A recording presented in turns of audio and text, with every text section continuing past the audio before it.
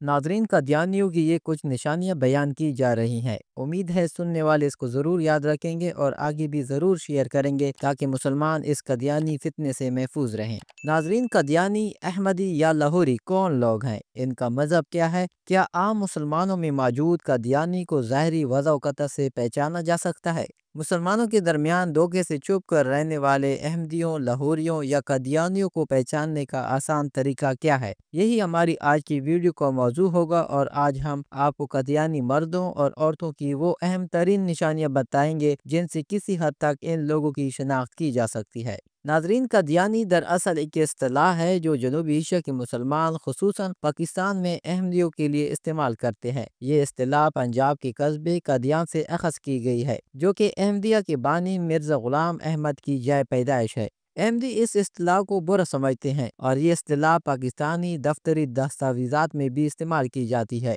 قادیانی جو اپنے آپ کو احمدی کہتے ہیں، یہ مسلمان نہیں ہے، کیونکہ یہ آخری نبی خاتم النبیین امام الانبیاء جناب حضرت محمد صلی اللہ علیہ وآلہ وسلم کو آخری نبی نہیں مانتے، اس لیے یہ دائرہ اسلام سے خارج ہے۔ یہ نبی کریم صلی اللہ علیہ وآلہ وسلم کے بعد مرزا غلام احمد قادیانی کو نبی مسیح موعود اور امام مہدی مانتے ہیں۔ مرزا غلام احمد نے دعویٰ کیا کہ وہ مسیح موعود اور مہدی آخر الزماں ہے اور نبی ہونے کا دعویٰ بھی کیا۔ سن 1888 میں مرزا غلام احمد قادیانی نے اعلان کیا تھا کہ اس کو بیعت لے کر ایک جماعت بنانے کا حکم ملا، اور اس طرح 23 مارچ سن 1899 کو لدھیانہ میں پہلی بیعت لے کر جماعت احمدیہ، جسے قادیانیت اور مرزائیت بھی کہا جاتا ہے، کی بنیاد رکھی، اور آج ان کا خفیہ نیٹ ورک پوری دنیا میں پھیلا ہوا ہے۔ ناظرین، 1974 کی پاکستانی آئینی ترمیم اور بعد ازاں 1984 کی امتناع کے مطابق قادیانی قانونی ایکٹ کی شاخ 298A،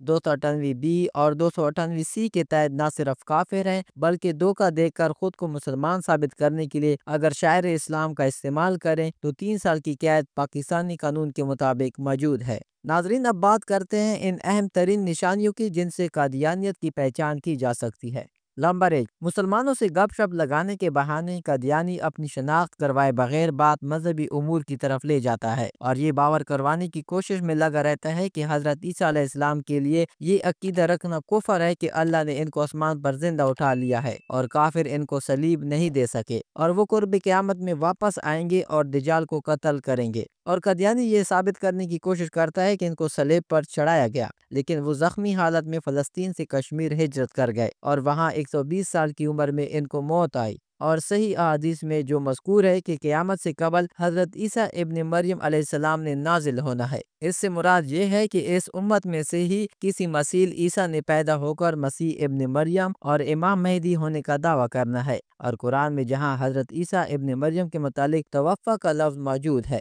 اس سے مراد ان کی موت ہے۔ حالانکہ عربی بولنے اور جاننے والے یہ سمجھتے ہیں کہ توفیٰ کا مطلب کسی چیز کو پورا قبض کرنا یا پورا لے لینا ہوتا ہے، اور چونکہ اللہ نے آپ علیہ السلام کی مکمل توفیٰ کر لی، یعنی جسم، شعور اور روح سمیت آسمان پر اٹھا لیا، اس لیے قرآن میں ان کی توفیٰ کا بیان موجود ہے، اور حدیث میں ان کے قیامت سے قبل نزول کا بیان اس توفیٰ کی تصدیق کرتا ہے۔ نمبر 2، علماء دین سے شدید متنفر کرنے کی کوشش کرنا اور ان کو تمام برائیوں کی جڑ بتاتے ہوئے ملا یا مولوی کے نام سے پکارنا، فرقہ واریت اور کفر کے فتووں پر بات کرنے کے بہانے موضوع کو اقلیتوں کے خلاف ہونے والی کارروائیوں بشمول قادیانی جماعت، جس کو یہ جماعت احمدیہ کہہ کر مخاطب کرتے ہیں، ان کی طرف لے جاتا ہے، اور یہ جتانے کی کوشش کرتا ہے کہ کیونکہ مسلمانوں کے تمام فرقے ایک دوسرے کو کافر قرار دیتے ہیں، ویسے ہی انہوں نے جماعت احمدیہ کو اپنے آپس کے اختلاف کے تحت کافر قرار دے دیا۔ حالانکہ امت مسلمہ کے تمام مسالک بالاجماع ایک دوسرے کو کافر قرار نہیں دیتے، اور فقہ کے چاروں امام جو گزرے ہیں، امام احمد بن حنبل، امام شافعی، امام مالک اور امام ابو حنیفہ، ان میں سے کسی نے دوسرے فرقے کے ماننے والوں کو کافر یا اسلام سے خارج قرار نہیں دیا، اور عقیدہ ختم نبوت کے معاملے میں تمام امت مسلمہ کا اجماع موجود ہے۔ ہمیشہ سے نبی کریم صلی اللہ علیہ وآلہ وسلم کے بعد پیدا ہونے والا ہر مدعی نبوت اور اس کے پیروکار کافر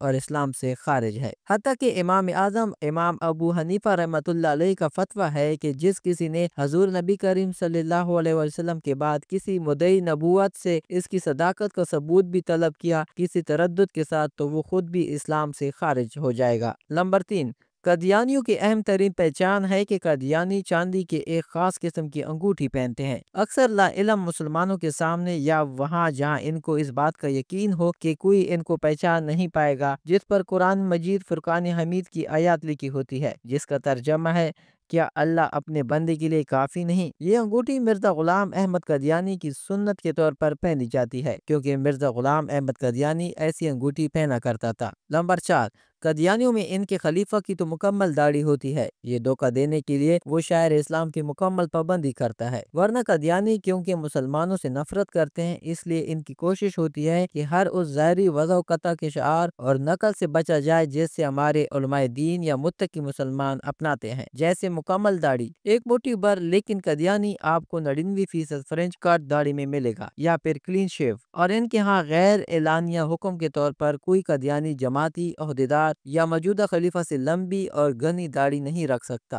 اس لیے کبھی سالانہ قادیانی جلسے کے موقع پر بھی ہزاروں قادیانیوں کے بیچ کوئی قادیانی اپنے خلیفہ جیسی اس کے برابر یا اس سے لمبی داڑھی رکھے نظر نہیں آئے گا۔ اگر آپ گوگل پر رومن اردو میں جلسہ سالانہ جماعت احمدیہ لکھ کر سرچ کریں گے تو اس بات کی تصدیق ہو جائے گی۔ نمبر 5، قادیانی کبھی مسلمانوں کی طرح مخصوص نماز والی گول ٹوپی نہیں پہنے گا۔ وہ یا تو پٹھانوں کی مخصوص ٹوپی پہنے گا یا سندھ ٹوپی یا پھر جناح کیپ۔ اس حوالے سے ایک ایسی بات جو قادیانی آپ کو نہیں بتائے گا وہ یہ کہ قادیانی جماعت میں ان کے مرتبے یا رتبے کے لحاظ سے سر ڈانپنے کا رواج ہے۔ مردوں میں ان کا خلیفہ شملہ والی پگڑی پہنتا ہے اور اس کے علاوہ کسی قادیانی کو اس کی موجودگی میں پگڑی پہننے کی اجازت نہیں ہوتی۔ خلیفہ کے بعد جو اس سے نچلے درجے کے عہدیدار ہیں وہ جناح کیپ کا استعمال کرتے ہیں، پینٹ کوٹ یا شلوار قمیض یا شیروانی کے ساتھ، اور پھر ان سے نچلے درجے کے عام قادیانی پٹھانوں کی مخصوص ٹوپی پہنتے ہیں یا پھر سندھی ٹوپی میں نظر آتے ہیں۔ نمبر 6، قادیانی عورتوں کو پہچاننا تو اور بھی آسان ہے۔ یہ بھی اپنے قادیانی مردوں کی طرح مسلمان عورتوں کی ضد میں ڈھیلے ڈالے برقعے کے بجائے عمومی طور پر ٹائٹ برقع پہنتی ہے جس کی کمر پر اکثر بیلٹ بھی لگی ہوتی ہے تاکہ برقعے کی فٹنگ اچھی آئے۔ اس کے علاوہ ان کے برقعے میں ایک لمبی چاک بھی ہوتی ہے اور ان کے نقاب کا طریقہ بھی نرالا ہوتا ہے جس میں نقاب ناک کے نیچے رکھا ہوتا ہے، یعنی ناک سامنے ہوتا ہے اور ہونٹوں کے اوپر ہلکا ہوا جس سے سوائے لب رخسار کے سب کچھ نظر آتا ہے۔ نمبر 7، قادیانیوں کا ٹی وی چینل MTA مسلم ٹی وی احمدیہ کے نام سے سیٹلائٹ سے 24 گھنٹے نشر ہوتا ہے جس پر یہ اپنے کفریہ عقیدے کی کلم کلا تبلیغ کرتے ہیں۔ قادیانی MTA چینل دیکھنے کی غرض سے اپنے گھروں پر ڈش اینٹینا لگاتے ہیں اور جن مسلمانوں پر یہ اپنے دجل و فریب کی تباہ آزمائی کرتے ہیں ان کو اکثر تبلیغ کی نیت سے اپنا یہ ٹی وی چینل اپنے گھر یا علاقے کی قادیانی مرکز میں بلا کر دکھانے کی کوشش کرتے ہیں۔ قادیانیوں کا مشہور چینل منارۃ المسیح ہے جو کہ قادیان انڈیا میں ہے، جس منارہ کو یہ اپنے ٹی وی چینل پر مسلمانوں کے مقابلے میں خانہ کعبہ اور مسجد نبوی کی جگہ دکھا کر اس کو مشہور کرتے ہیں۔